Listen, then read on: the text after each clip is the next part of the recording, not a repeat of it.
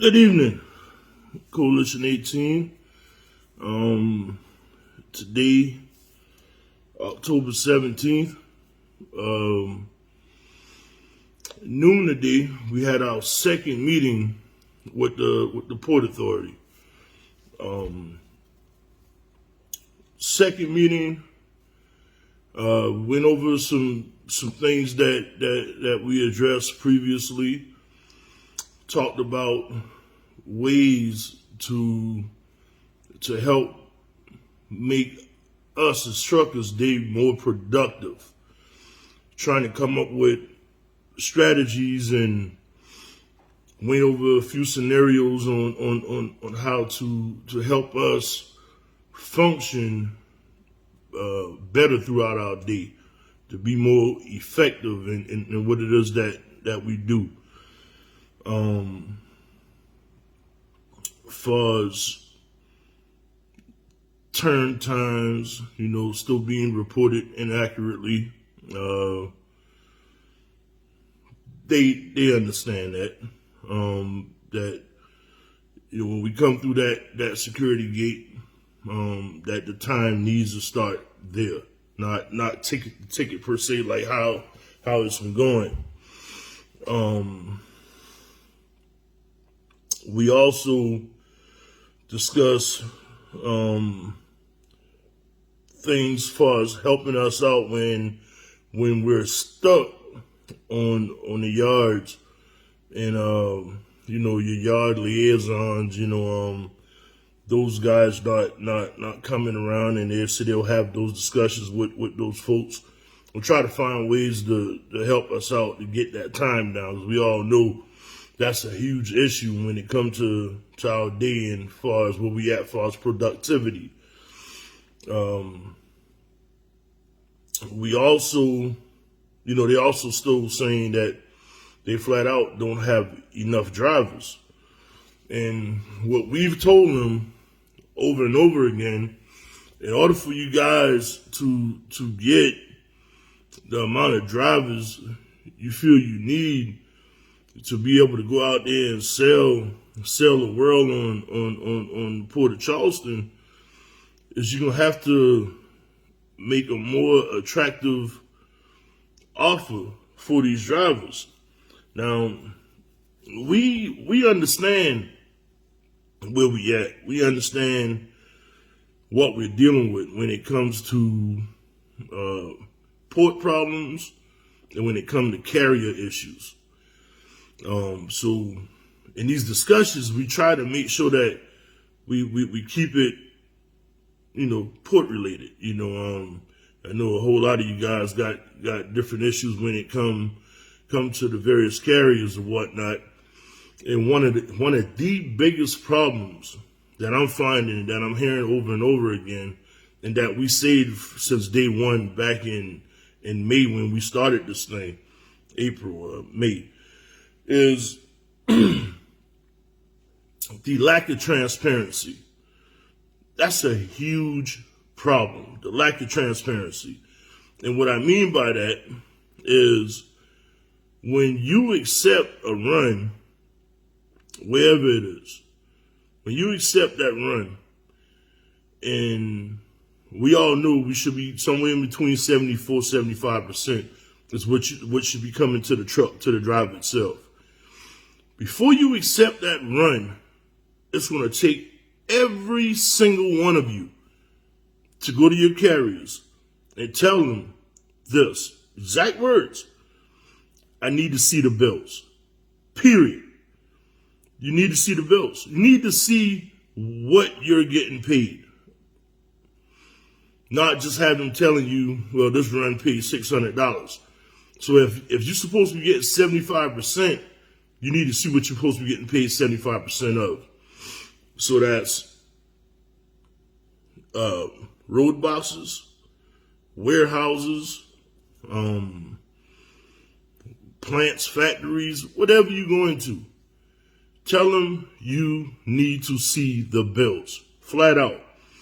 If every single one of you in every single company speaking the same language, it'll happen. Stop running freight without these people showing you what exactly is that they're getting paid. Stop taking, oh, this run pays that, this run pays this. Tell them you need to see the bills. It's in your contract. And if you don't believe me, if you don't have a copy of your contract, go to these companies and tell them you need to get a copy of it. You signed it. Trust me, they still have it. If every single one of us is speaking the same language, it will change. They will then know that the game is over, that they can no longer just simply tell us what these boxes are paying and not be willing to forthcoming with exactly the totality. What is paying in total? What is paying in full? You need to see what you're getting 75% of. Period. All right. That's a whole lot of the problems lies right there. That's when it comes to anything outside of rapid rail, that has nothing to do with the port.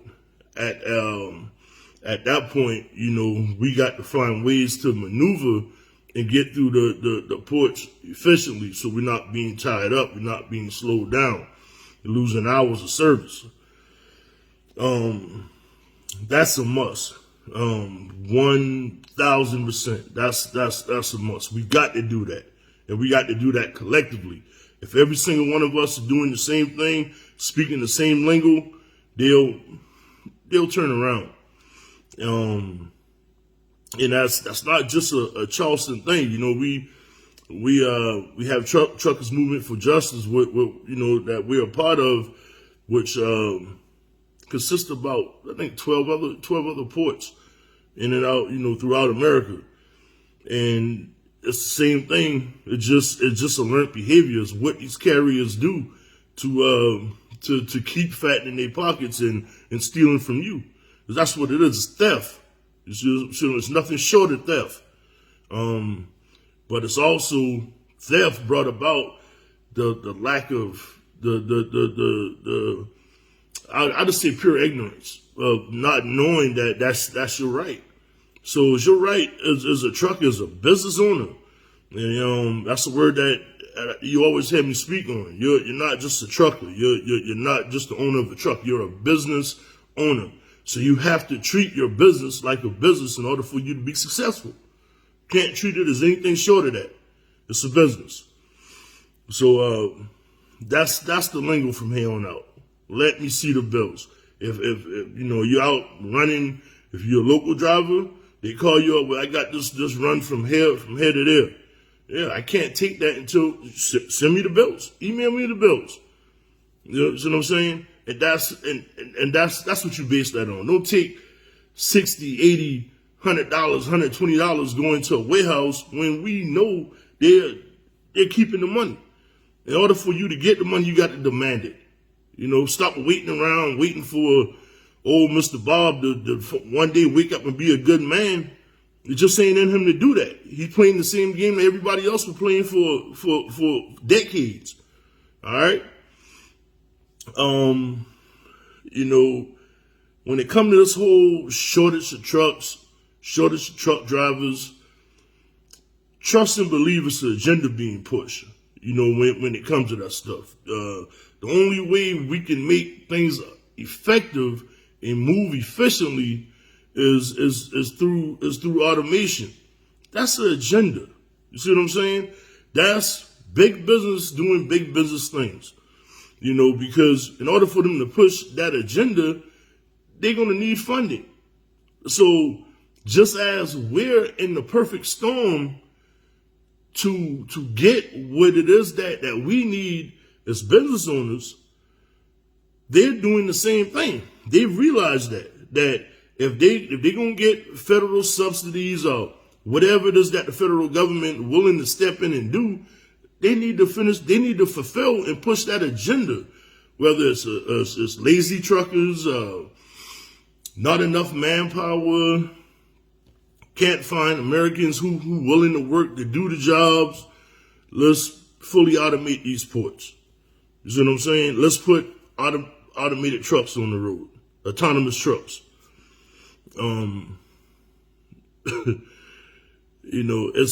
It'll be a disservice and an injustice if we sit here and let what we've built over these years, whether it's us or drivers before us, if we let them, push that through, because at that point, all of our jobs in jeopardy. Every single one of us, from the longshore workers to the truckers. So it's very important, to do our part and to make sure that doesn't happen. Very important. This whole thing that's going on in the empty yard, and the crane operators taking lunch, everybody going to lunch at the same time. Another thing, we discussed, trying to get them to understand that, as far as a local trucker, as myself, I'm losing about four to 5 hours a day. I'm losing being held up, and that's a lot. That's a lot of time. When you're a production based worker, that's a lot. You see what I'm saying? Only time I'm making money is if I'm moving. The only time you making money, you got to be moving. So to lose any time and not be compensated for it, it's we got to find a different way to level the playing field. I'm pretty sure you all know, Port, it puts out information, that they're breaking records every month. Every month they're breaking records, So if they're breaking records, they're making money. We're not breaking records. We're not making money. So, only one way to make them understand. And we've had these discussions before. You got to take action.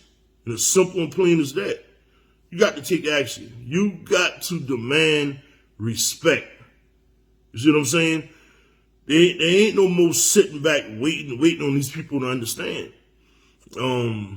I flat out, I appreciate the guys, who we've been speaking to the last couple of meetings, the fellas at the port. I appreciate that. But, they got people who they got the answer to. They can take back all this information that we give them, and if it's still falling on deaf ears, it's something that we got to find a different way to bring about change. I'm all for dialogue. And once again, I totally appreciate them giving us the time and space to be able to have these discussions. But we got to make them understand that our time wasted is money lost. And they're hearing us. Are they getting it? I don't know. I don't know what's being said on the other end. So we sat there and we talked. Things like 8 of us that stayed after the meeting and sat around and spoke about how we felt about the meeting. And I have to be honest with you. To me, stagnant. You see what I'm saying? To be frank, I think it's really a step back. It's really a step back. But what I've come to realize is, in order for anything to change, you got to make them change. You know what I'm saying? We spoke on that from day one, and that's just where we at. Flat out, that's where we at. These companies, somebody is getting the money. You see what I'm saying? When you got Bulldog out here paying company drivers $109,000 a year, basically $350 a day, 6 days a week. Bulldog is getting that money from somewhere. Some folks will say that, we ain't, just because you see these boxes moving from Asia to America or vice versa, that they're getting 4 times the amount, that they're not receiving their fair share of that. Big business. You see what I'm saying? So in big business, you're gonna do whatever it takes it just makes business sense. So as a person, like I explained to them, if they take a hit, they don't feel it immediately. If we take a hit, whether it's sitting somewhere 30 minutes, an hour, we get to the gates and a box don't have a correct booking, you get to the rail and the box don't have a rail bill, that's time lost. That's money lost. You see what I'm saying? Ain't no other way to look at it. It ain't no F and S, about it. That's just what it is. Money lost. We can't keep taking losses. Right now, I think diesel like $3.79 a gallon.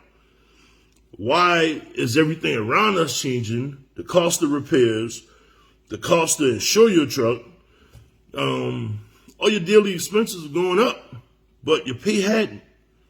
And there's no way we can operate like that. There's no way they can attract other drivers to come leave the spot market. They can't compete. You see what I'm saying? If the money there, pay the drivers the money. Like I said before, it's port issues and then it's carrier issues. But we have to deal with them accordingly on both fronts. And you can't get the two intertwined. You can't get out here thinking it's this battle and that battle, and then you're mixing up the two and who you need to talk to. So we got to first address those things and make sure that we're speaking to the right people about the right topics when we're having those conversations. And the 11 of us, we try to do a pretty good job at doing that, making sure when we go out and have those conversations with the port that we're talking about port business. But we've done that for 4 to 5 months now. Like I always said, no short victories for me. Until the drivers getting their just due, they ain't claiming nothing. Period. All right. When it comes to these carriers, it's time to start taking action. It's actually overdue, past due. So to start with, like I said, when it come to these rates, demand the bills. If you don't demand the bills, it's going to be more the same. Them just telling you whatever it is they want to tell you and send you out there while they're sitting back enjoying the fruits of your labor. If that's okay with you, then carry on the way you've been doing. But it don't sit well with me. I don't like taking losses in anything. Never did. So as far as the chassis, the chassis yard, that's expected to be here. I believe they said May of next year. We should start seeing those new chassis roll in. Also, they say that we should start seeing 90% of the empties going to Hugh Leatherman, because part of the problem with their faced with the empties going to the Wando terminal, they just don't have enough space to take on those empties. So you should start seeing those empties go to the Hugh Leatherman port. Rapid Rail, they're moving about 1,000 boxes per day, except for Saturdays, and they're trying to come up with creative ways as far as getting more drivers out on Saturdays. I flat out explained to them, after drivers been through all the bullshit that they've dealt with for Monday through Friday, they don't want to come out on Saturday. You know, and the only reason why most of us do is because we're just not getting paid. We're supposed to get paid throughout the week. So it's still that give them just enough type of deal going on, and they'll continue to run all day, come out here 6 days a week because they're not getting what it takes.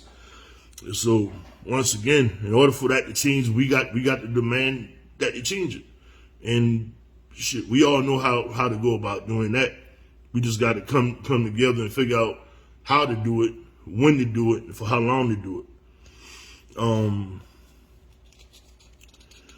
Let's see here.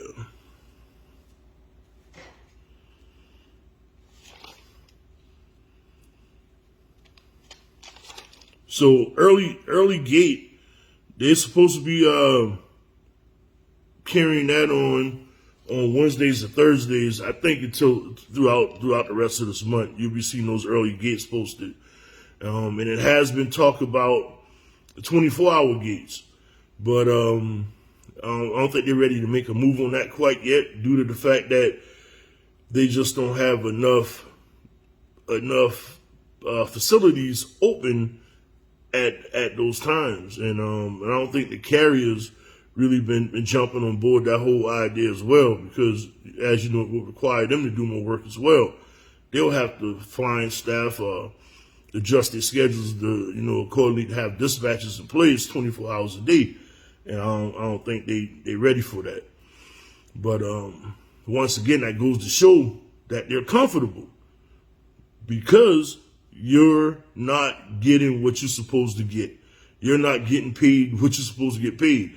Everybody around here smiling, laughing, enjoying life, except the truckers, you business owners. You're the only ones that's taking the hit.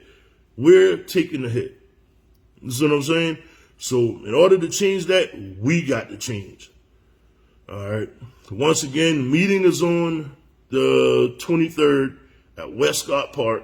If you don't know the address, look it up. Right on Dorchester Road. Spade tournament is on the 30th. The week after, the Saturday after. So 23rd meeting, Westcott Park. Spade tournament at Rendezvous 3381 Ashley Phosphate Road. Once again, if you hadn't signed up, your team need to sign up. You just call myself, reach out to any one of the committee members, and you should be able to find that list of committee members on the page.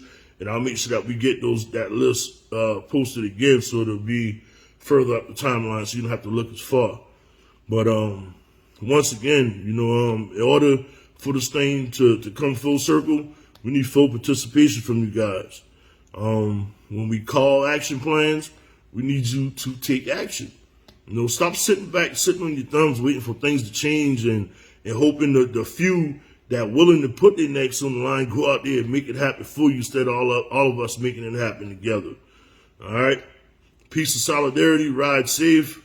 See you on the 23rd.